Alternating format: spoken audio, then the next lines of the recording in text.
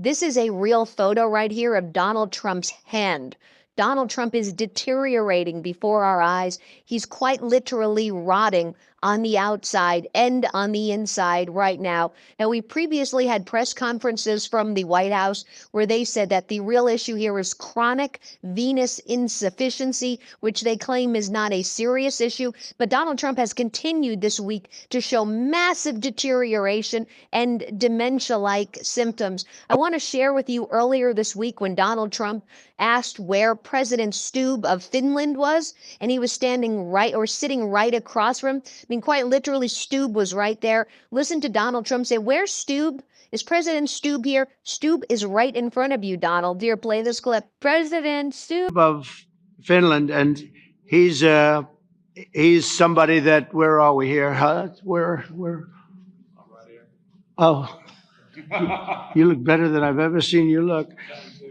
But you've done a great job, and we wanted to have you here. And Donald has been doing this a lot lately, like just the other week when Donald Trump failed to recognize the congressman standing right behind him. And he's like, where is he? Where is he? Oh, there you are. And then the congressman's like, oh, I used to be a Navy SEAL, so I was hiding. Here, play this clip. Thrilled to be joined by the bill's sponsor, Congressman Derek Van Orden. Where's Derek? Right here. Derek. Hello, Derek. I didn't see you back there. Well, I'm a Navy SEAL. I snuck up on Let's see. And Mike, how are you, Mike? Mr. President.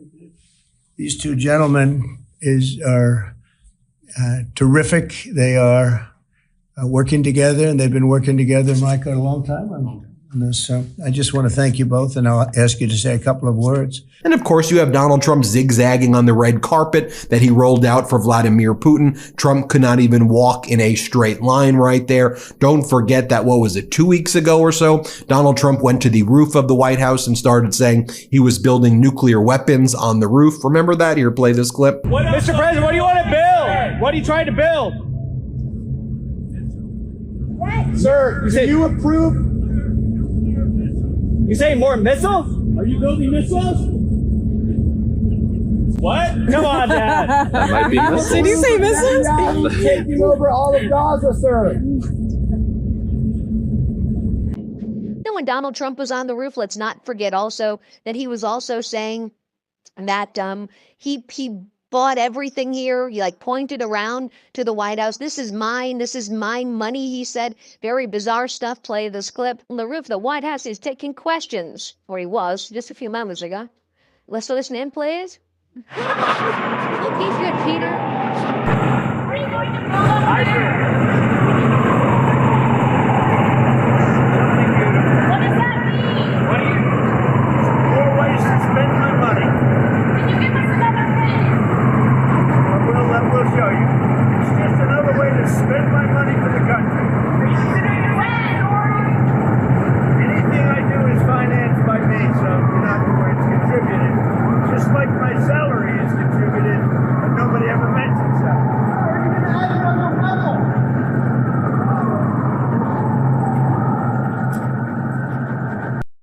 And then remember when Donald Trump dropped the paper, which he claimed was a deal with the United Kingdom? Remember, he thought Keir Starmer, the Prime Minister of the UK, was actually the European Union. And then Trump dropped blank pieces of paper on the floor at the G7, and he couldn't bend down. Here, play this clip right here. Signed a document. This is, sorry about that. This is it. A very important document. Little windy out here. Give me that. We just signed it, and it's done. And so we have our trade agreement with the European Union, and it's a fair deal for both. And then, what was it, on Friday? Yeah, Friday, Donald Trump held up the photo of himself and Vladimir Putin, and he was like, look, everybody, it's me and Putin. Look at us. Look how good we look together. Very strange stuff right there, indeed. And then in that same day on Friday, Donald Trump couldn't stand up, and so he was throwing MAGA hats at people who were working construction at the White House, and he was saying, here, take these MAGA hats. But notice he can't stand up. Really weird stuff right here. Here, play this clip. There you go. Thank you. There you go. Thank you. 25,000 on eBay. Thank you. Fellas, good catch. Thank you. Thank you so much. Thank you. I appreciate it. Appreciate it. This is what they really like. I respect talented people. Thank you. Appreciate it. Okay. Remember, Donald Trump's been struggling to get up on Air Force One, and he keeps on tripping over himself. Here, play this clip.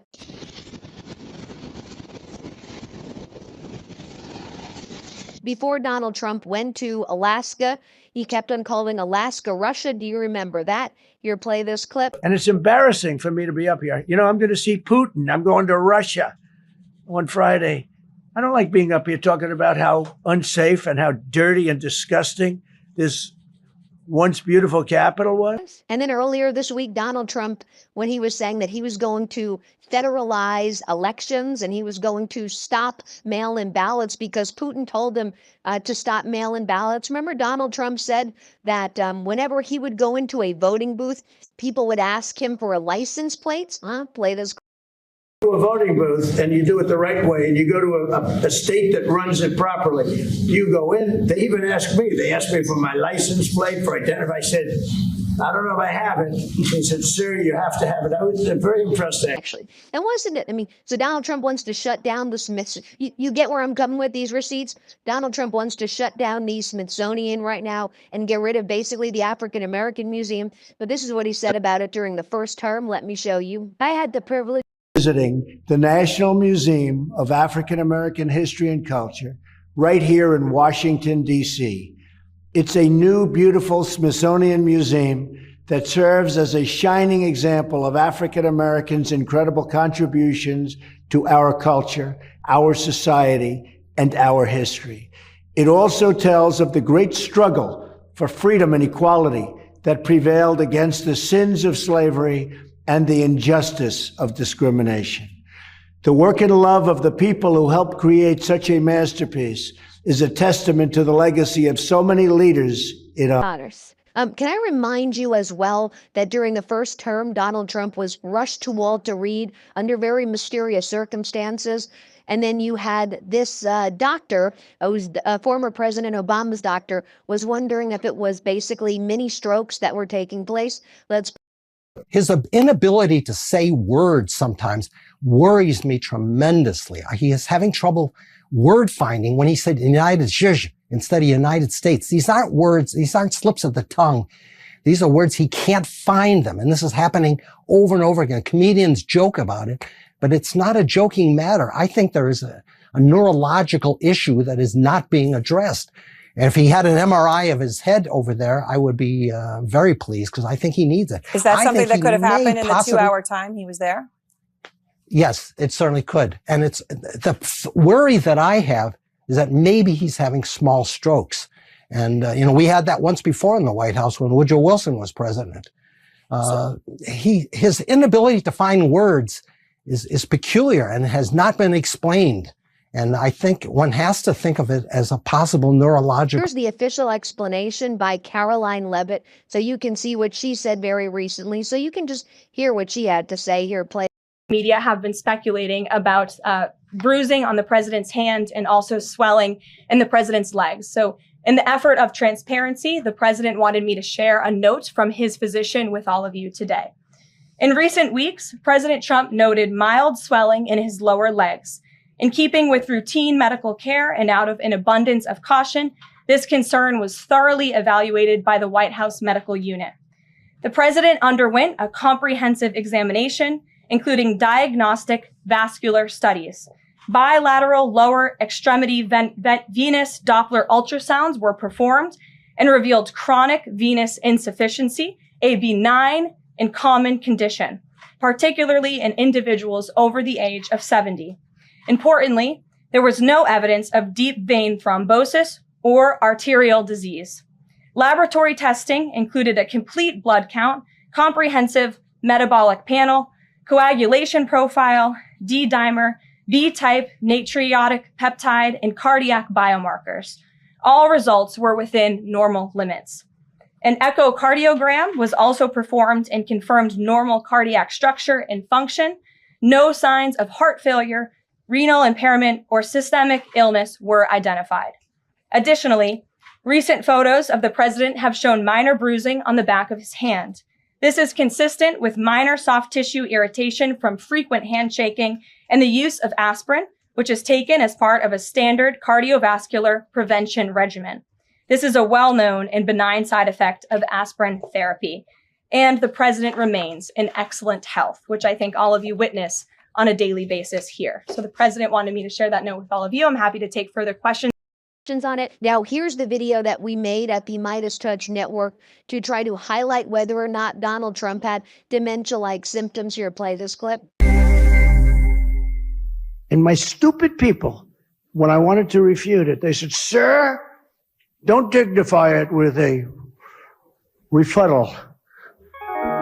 Have you been noticing peculiar behavior recently in someone you know? Carried out by someone who mixes fiction and reality? the late, great Hannibal Lecter. He's a wonderful man. Perhaps someone of advanced age you have known for years. Did you just see Maduro, Venezuela? Although it's unbelievable, Venezuela. Of course, we all have our goofs. But consistently odd behavior can be a sign of frontotemporal dementia, a degenerative disease of the frontal and temporal lobes of the brain that dramatically impairs cognitive function. And there are some key signs to look out for, like slurring words. The failing New York Times by anonymous, really anonymous. Struggling to find the correct words is another sign. The Mueller report, I wish, covered the oranges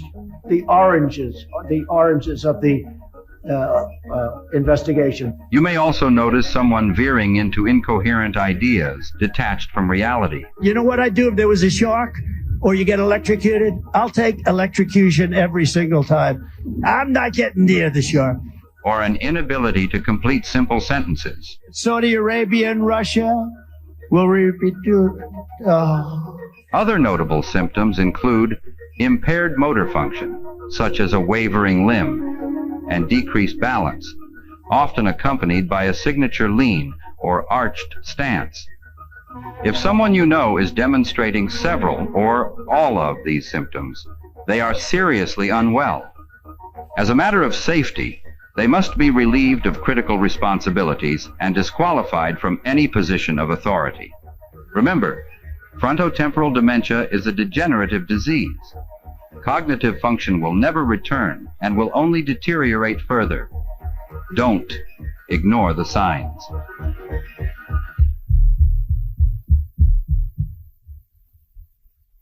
Here is what Donald Trump's former doctor, Dr. Jackson, had to say. Here, play this clip. There was an incident recently where the president appeared to slur his words while giving an address.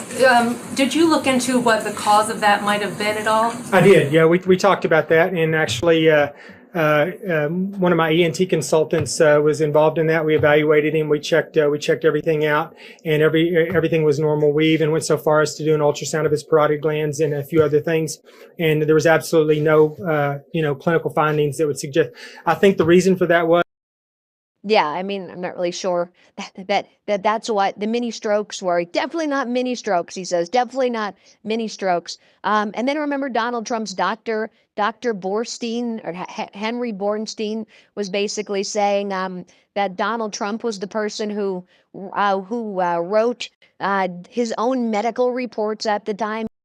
Ran into Dr. Harold Bornstein right outside his office on Park Avenue. And he told us in no uncertain terms, and this is the quote, Aaron, he being Trump, he dictated that whole letter. I didn't write that letter, meaning that Trump dictated what he wanted to go into it, and essentially Bornstein wrote it up. He did say, he compared it to the movie Fargo, and he said it takes the truth and moves it in a different direction. Think about that. Now, Bornstein tells us that he was in a car with his wife when he was on the phone with then candidate Trump in December of 2015. And she was going through with Trump what he could say and what he couldn't say. Trump was dictating what he wanted in that letter. And Bornstein was saying, okay, you can say that, you can't say that. He then came here to the office. He wrote it up. Trump's office later picked it up. He said around 4 p.m. Aaron, we have reached out to the White House, but we have not gotten a response. Trump's first administration, he raided his own doctor to get those medical files. Here, let's play this. What are you looking for? All his medical records, his pictures, anything they could find. We must have been here for 25 or 30 minutes. We created a lot of chaos. I couldn't believe anybody was making a big deal about a drug that's to grow his hair, which seemed to be so important. And it certainly is not a breach of medical trust to tell somebody they take Propecia to grow their hair. What's the matter with that? Let's not forget that, Donald Trump would go around bragging about passing cognitive exams all of the time, like he does in the Oval Office now. I passed a good cognitive here, President. And by the way, I took my cognitive exam as part of my physical exam, and I got the highest mark. And one of the doctors said, "Sir, I've never seen anybody get that kind of, that was the highest mark." I hope you're happy with that. Although they haven't been bugging me too much to take a cognitive, but I did do my physical and it was released. I hope you're all happy with it. I noticed there's no question, so probably you are. But the cognitive, they said to me, "Sir, would you like to take a cognitive test?" I said, "Did Biden take one?" "No." "Did anybody take one?" "No, not too many people took them." I said, what about Obama? Did he take one?" "No, he didn't take one either." I said, "Let me be the only one to take one." But I've actually taken them 3 times already. I like taking them because they're not too tough for me to take. Well, again, just take a look at the hand right there one more time. I mean, that looks absolutely brutal, brutal, brutal, brutal.